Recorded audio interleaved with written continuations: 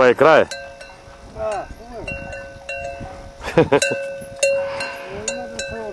Нали?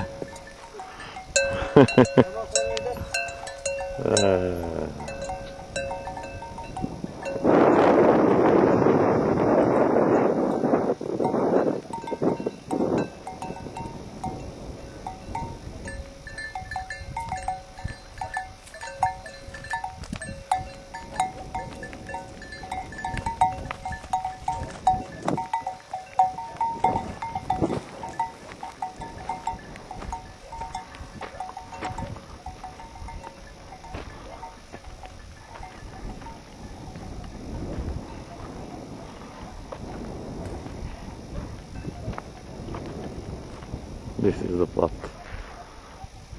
Solar farm.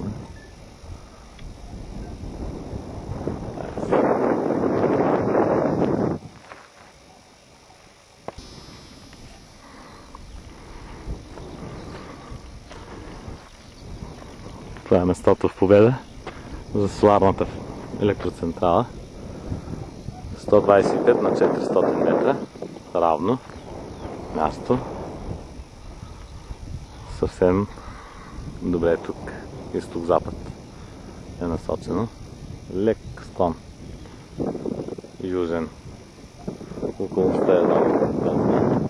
Въздухът е чист, постоянно има ветрец, който охлажда волтейците, когато ги сложим.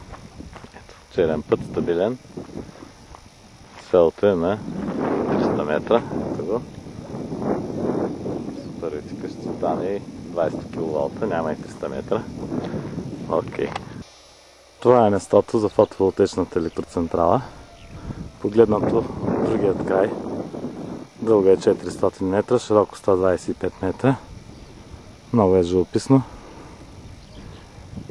И тук е плоско. Съвсем добре. Лек южен склон, флат. Хубаво е тук, чист въздух, постоянен ветрец. Ще опажда.